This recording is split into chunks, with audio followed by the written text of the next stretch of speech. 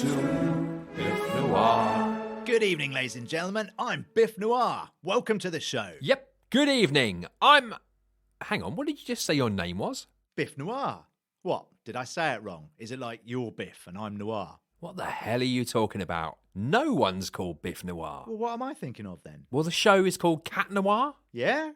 What show? What do you mean, what show? The podcast. Oh, are we still doing that? Yes, of course. Why do you think we've got all these mics and this sound equipment set up? Social commentary? Well, I suppose the podcast is kind of a social commentary in a way. Yeah, and I do like that Stella and Ian. They're always up to wacky hijinks. So you have heard the show then? Bits of it. I'm usually running late, so I only ever catch the end. You still don't understand how a podcast works, do you? It's all very complicated, Kev. How did you get on with that book I picked up for you? How to Podcast for Complete Podcasting Liabilities by J.P. McCulloch. Well, I got to page 7 and it just burst into flames, so that was a little tricky to read. And don't get me started on page 13. Why ever not? See for yourself, Kev. But don't say I didn't warn you. Okay, page 13, here we go. I did warn you, Kev. Biff Noir, who the hell was Biff Noir? Not now, lads. I think we got the name wrong.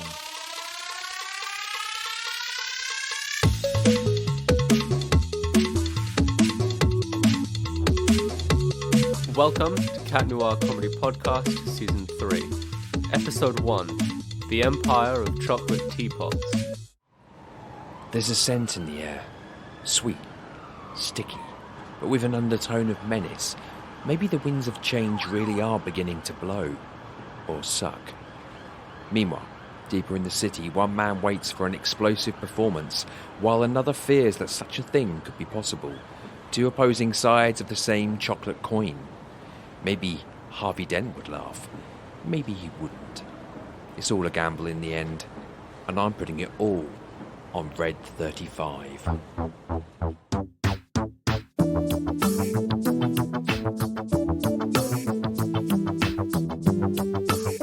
Good evening. You're listening to Digging Deeper.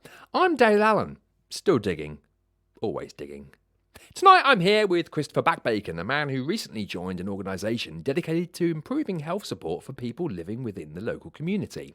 He's here to talk about how organisations like this can help broaden the infrastructure of our public health services. So, let's dig a little deeper and find out what this one's all about.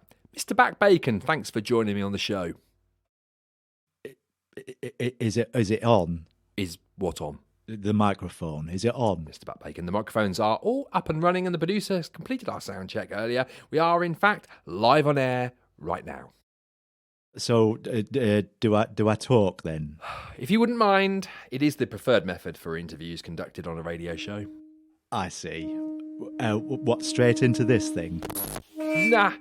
If I could ask you not to play with the microphone, though, it does cause a little feedback when mishandled. I see. I'm sorry. I'm just a little nervous. I'm getting that. It's perfectly all right, Mr. Backbacon. Try to forget there's a talk show on. Imagine we're just two people having a normal conversation. Right. Okay. I can do that. Great. So we're talking about this new public health service you've started working with in the community. Perhaps you'd like to tell us a bit about it. Good evening, Dale. My name's Christopher Backbacon, and I work. Could you please sit back from the microphone a little, Mr. Backbacon? You are beginning to distort. I'm sorry, Dale. I'm not off to a flying start. And I'm burping now too. But that can happen sometimes when I get nervous. Just take a deep breath. Okay. Let's focus on the interview. I can do that. Do we need makeup? What, on a radio show? Look, I'm sorry. What I meant to say was, no, we don't tend to bother with makeup unless we're doing television. Well, that makes sense. So I won't need a costume. Mr. Backbacon, I'm keen to talk about the community health service that you've started working with recently. Maybe you could just try and tell us something about it. What kind of support do you offer, for example? Who's eligible?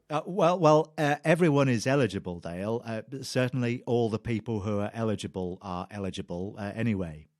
Right. And what does the service offer?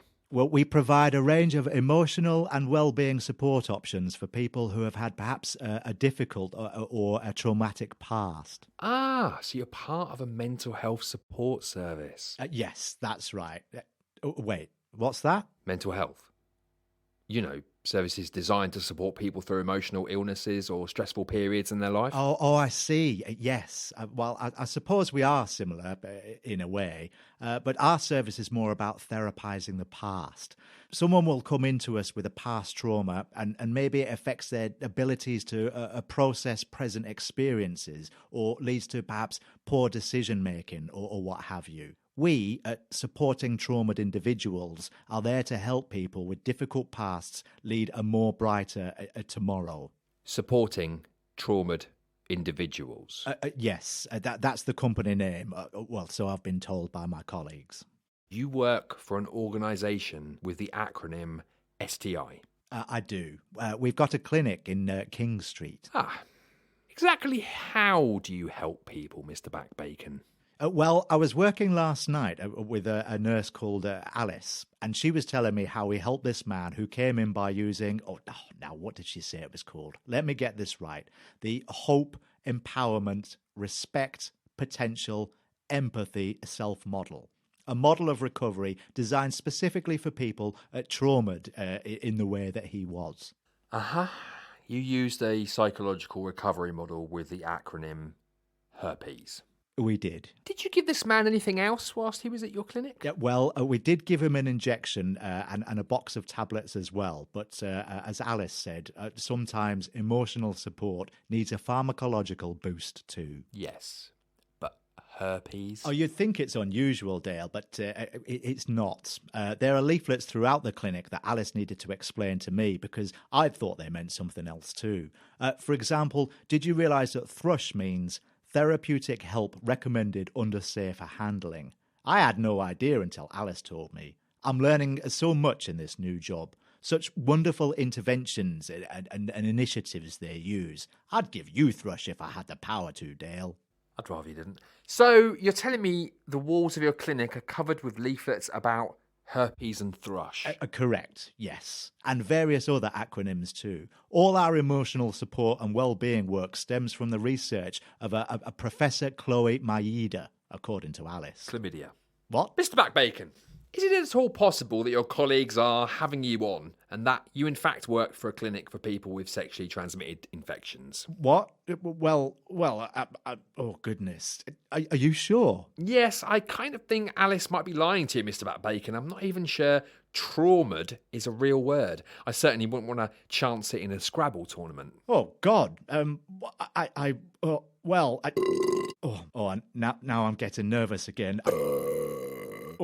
I'm ever so sorry, Look, Dale. it's perfectly fine, Mr. Backbacon. To be honest, I've had worse interviews. I mean, at least you didn't explode. What? Why on earth would I explode? Forgive me, Mr. Backbacon. I didn't want to alarm you. It's just a bit of an in-joke, given the past few tragedies here on this show. Yes, but why would I explode? I mean, well, maybe I could explode. After all, I've just found out my job isn't what I thought it was. Mr. Backbacon. Maybe nothing is real. Oh, God. Oh, Dale. Dale, what's happening? Oh, God. Oh, Dale! Dale! Well then, I think we'll end tonight's show there, listeners. You've been listening to Digging Deeper. I'm Dale Allen. I don't know about you, but I'm currently thinking about where Mr. Backbacon worked as I wipe parts of him off my jumper. I obviously need to have a bath tonight. Good night.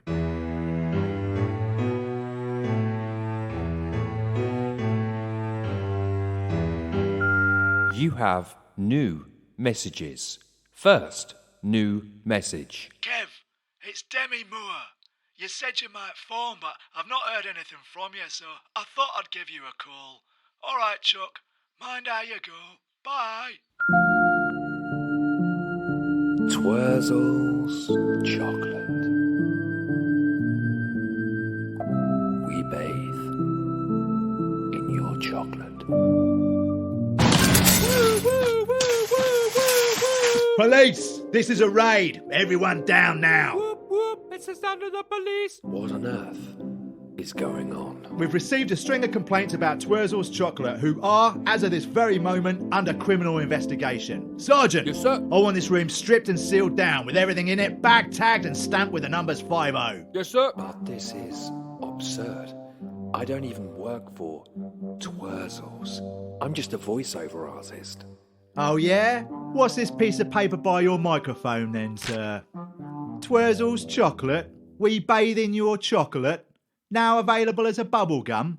Now available in suppository form? Now odourless? Is this someone's idea of a joke, sir? Well, actually, no.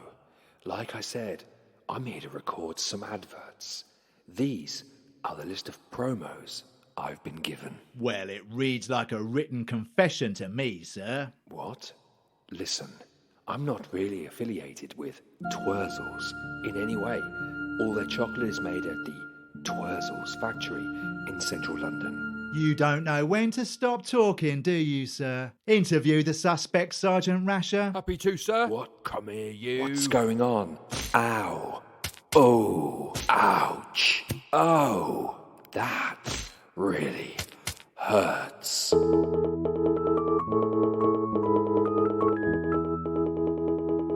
This news just in, I'm Biscuit Crunch. The multi-million-pound confectionery giant Twerzel's Chocolate is currently under police investigation following allegations that various taglines have been taken literally.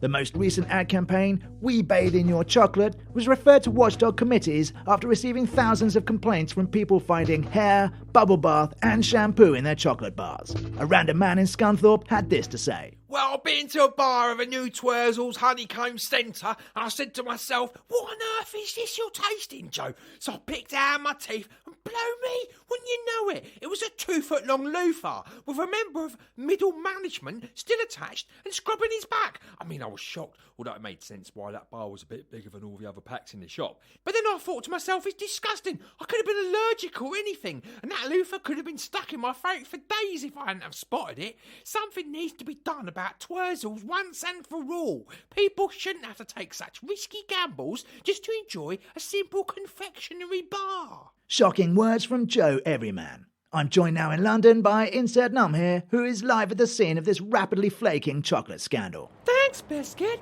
I'm standing live at the Twurzel's Chocolate Factory in the heart of central London. With me are the owners and co-directors of this confectionery empire, Lord Ponsonby Nuka. Hello. And Earl Brimington Fudgeworth. How do you do? Gentlemen, Twurzel's Chocolate has been hit with a fresh wave of allegations on top of significantly more complaints than is common for a confectionery factory, even one as shambolically run as yours. That's right. What of it? Do either of you believe this criminal investigation into the workings of your factory is warranted? Well, it's a valid question, reporter, and you're certainly very clever for thinking it up. Thank you. And what are your thoughts, Earl Brimington Fudgeworth? Well, I mean, there's bound to be a few dead bodies dotted about here and there in every workplace if you really look. Certainly the statistic of corpses found both in and under our factory fall nowhere close to the national average, let alone rising above the conventional norm.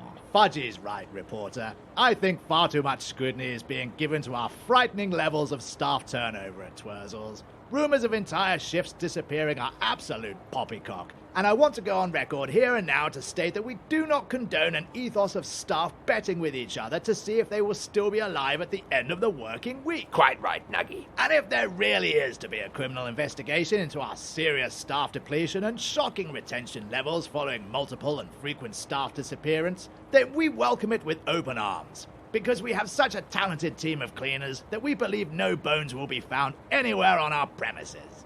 Corpses? Gambling? Bones? I was talking about the allegations of your advertising taglines being taken literally. It's been widely circulated online that following an ad campaign about your chocolate being 100% recycled, millions of people are worried about what they might have actually eaten. What investigations are you two talking about?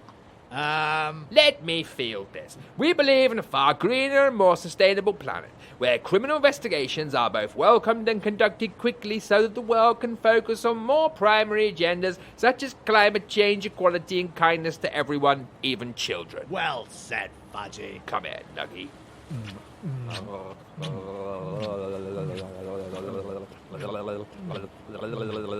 Oh, That's nice.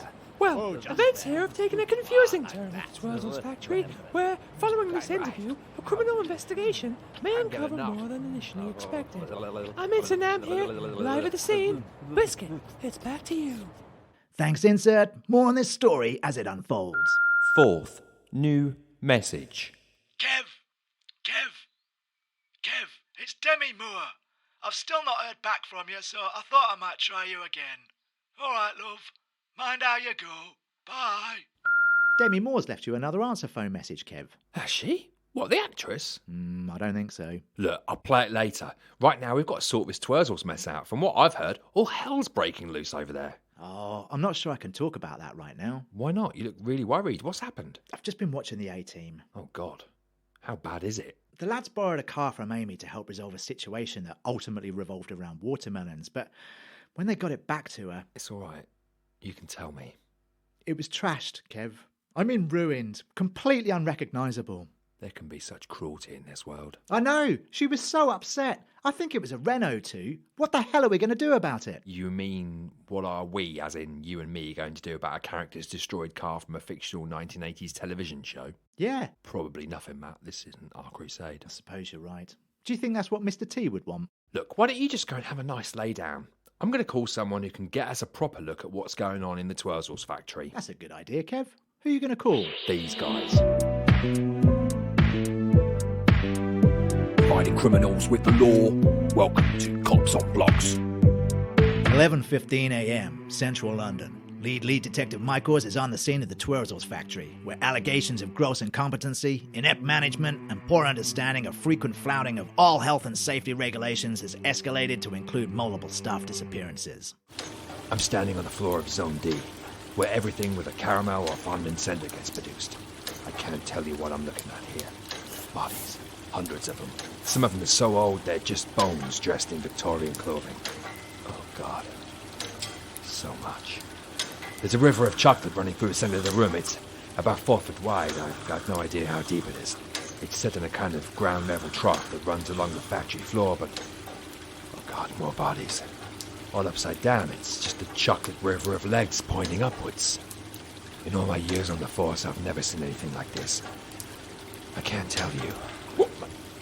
Oh, one of the bodies is moving. My God, there's a guy here who isn't dead. Hang on, buddy. I've got you. Oh, thanks, Governor. I've got no idea how long I was stuck in there. What year is it? This isn't Back to the Future. Dear God, this is horrible. I'm going to need a full crime scene unit down here. Some respect, please. Cut the recording here. Ninth new message. Kev, it's Demi Moore. I thought I might catch you on the off chance. All right, Chuck. I'll try you again later. Bye, love. Hello? Oi, mate. I'm sorry, are you talking to me? Yeah. What's your name? Well, I'm Mr. Godwin. Why? Do you want to buy an ice cream? I beg your pardon. Come on, mate. I got a van full of them. No, thank you. I'm really not interested. What, not even a mini milk? No, thank you. I'm sorry, but I simply don't want an ice cream. Why not? Look, is it customary to hassle people in the street into buying your frozen confectionery? Whatever do you mean? Well, I thought the more usual tradition was to find somewhere safe, perhaps in a lane or a cul-de-sac, pull over, ring your bell, and let people come to you. Nah, if you don't mind me saying, Mr. Goodwin, that's a rather antiquated business model you're describing right there. Mr. Godwin, but how do you mean? Well, the old park and wait routine might have worked 30 years ago, sir, but now's a very different time. What with society's increased paranoia, more security conscious, risk adverse mindset, not to mention the global rise of nutritional awareness, sir, that's had a disastrous impact on the ice cream and the whole confectionery market in general. Plus there's all the competition. Competition? Of course, no me. You don't think I'm the only one out here selling ice creams today, do you, sir? Even with increased housing leading to overpopulated residential areas, the market's still flooded with purveyors of frozen milk. Did you know that in this country alone there are more ice cream sellers per person than there are doctors? Well, have you ever thought about getting a different job? What? I can't do that, sir. Why ever not? Well, firstly, I'd have to sell this van. Then I'd need to hang up my hat and my jacket for good and forever put up with being the guy who used to sell ice creams but now no longer does. I'd be recognised in churches, pubs, supermarkets, hated by swarms of public people whose insatiable sugar lust I can no longer fill. No, sir, I can't have that. I'll be an ice cream seller till my body is claimed by the cold, cold ground. I see. Want to buy an ice cream then? No, thank you. Now, listen, I don't wish to appear rude, but I am in something of a hurry, so I'm just going to keep walking, all right? Good day. This is verging on harassment, you know. Leave it out, mate. Who ever heard of anyone being harassed by ice cream? Look, I think I've been perfectly clear. Are you sure there's nothing you want, sir? I mean, absolutely sure? Well, actually, there is something I am secretly craving. Then tell me what you want, sir. What you really, really want. Have you got any Twurzels?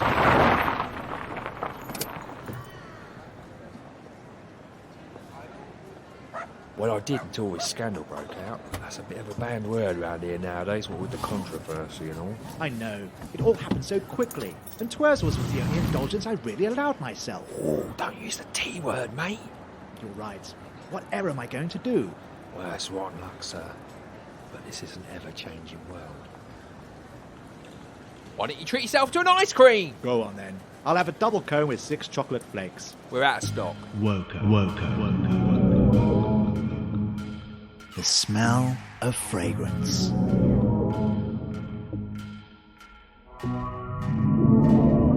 Not even trying by Woko.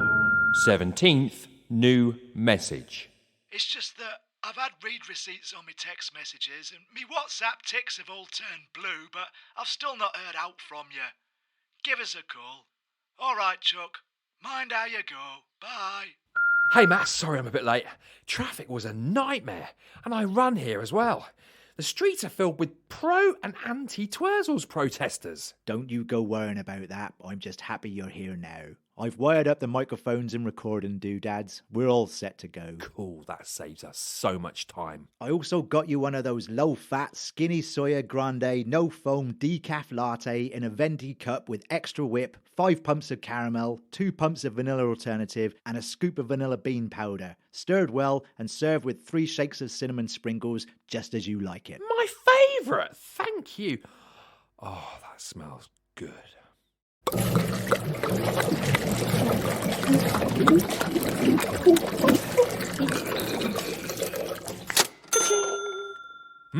I really needed that. Should we start recording? Ready when you are. I can't believe you got all this ready. That's a first. Wait a minute. Matt doesn't know how to set up microphones. Come to think of it, Matt thinks coffee's just a paint colour. Who are you and what's going on? Well, Matt's still sleeping off his A-team-induced depression, so I'm filling in. I'm Tom. Welcome to Cat Noir. We've got a lovely little show coming up tonight with a few sketches that might surprise even you, Kev. I'm going to pick you up on a couple of points there, Tom. Firstly, Cat Noir is the worst pronunciation of Cat Noir I've heard so far, and Matt makes that a speciality. Also, I am one of the co-creators of this show, so I don't imagine I'm going to be overly surprised by what happens in this episode at all. Well, you didn't know I was going to be here, did you? Okay, you have a point. But you probably didn't need to introduce an episode we're halfway through. All right. How about we play one of those lovely little chocolate adverts instead? They brighten up my day no end. Yeah, but we can't have that either, can we? The Twerzel's chocolate empire has just melted. And last I heard, Lord Ponsonby Newgart and Earl Brimington Fudgeworth are now on the run. Hang on, what's this? Are you wearing a mask? What? Oh, no, don't pull on that. For crying out loud, what are you doing here? Hello, it's me, your old pal Warren. Even your introduction irritates me. Can I just say how happy I am to be out of that human suit? It has an awful lot of gears and levers to work, and I've only got small claws. Talons. You have talons. And why were you inside, Tom? I often moonlight as other characters on the show, wearing different human suits I've got lying around the house to make sure I get the role. I'm shocked. Oh, don't be. It secured me an income, and it's far more common than you think. Most actors and actresses in Hollywood are only played by a few people now. There's just not many left. Are you sure? Oh, yeah. Samuel L. Jackson, Scarlett Johansson, Danny DeVito, Judi Dench. They're all played by Benedict Cumberbatch for years. I don't think that's completely true. Wait, what are you up to now, Heron? Well, since Twurzel's got into a bit of bother, I thought I might pitch you an idea for my own chocolate company. I've even made an advert. Would you like to hear it? No. OK.